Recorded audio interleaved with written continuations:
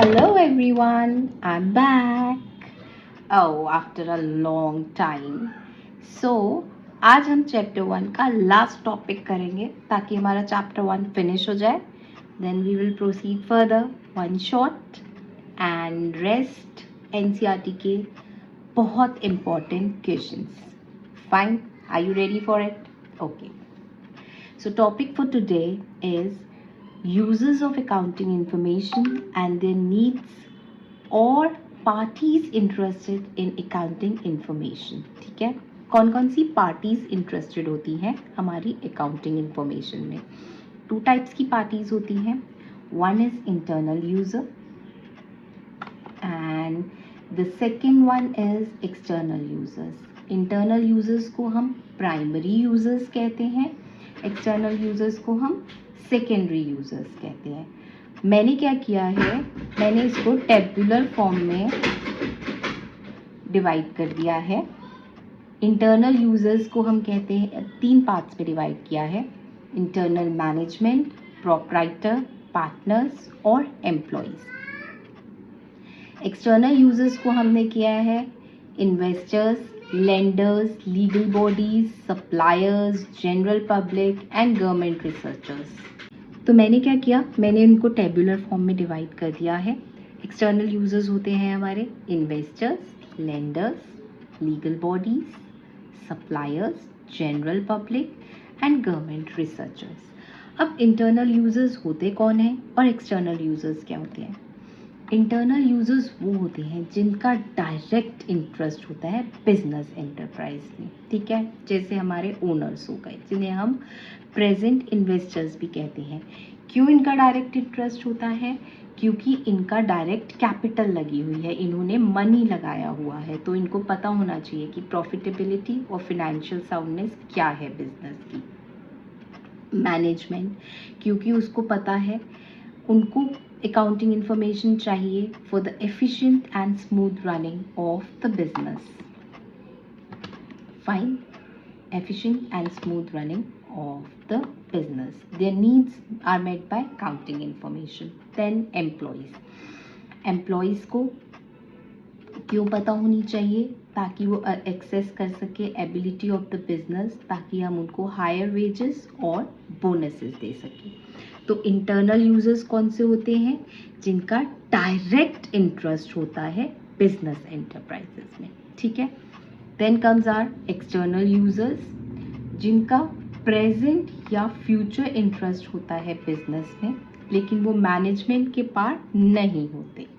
जैसे potential investors जो invest करना चाहते हैं, उनको ये जानना है कि कितना सेफ एंड रिवॉर्डिंग हमारा बिजनेस प्रपोजल होगा.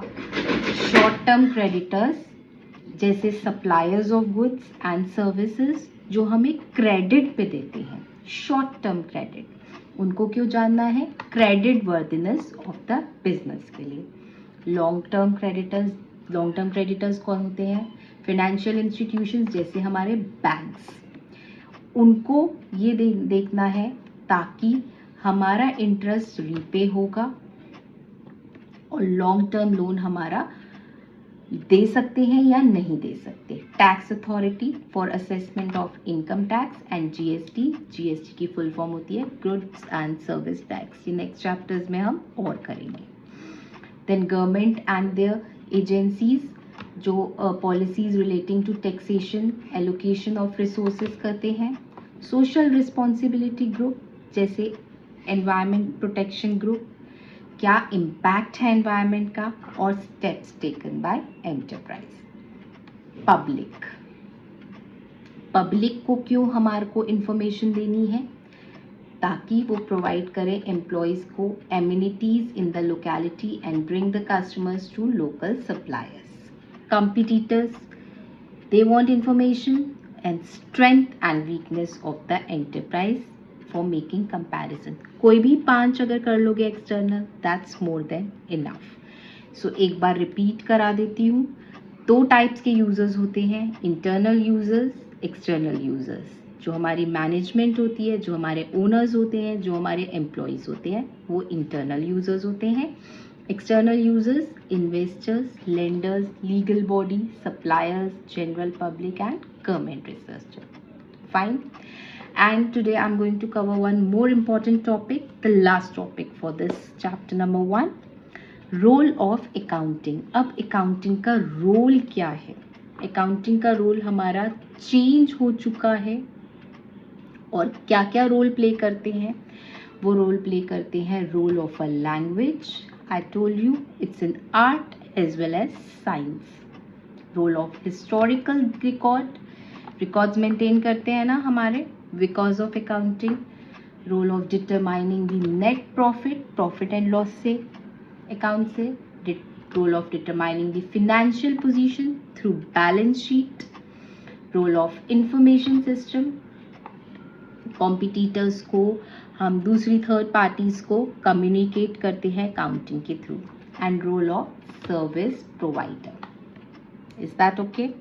ये सब हमने रोल्स ऑब्जेक्टिव्स में कवर किए हैं, इसीलिए मैंने इसको सिंपल पॉइंटर्स में लिख दिया है.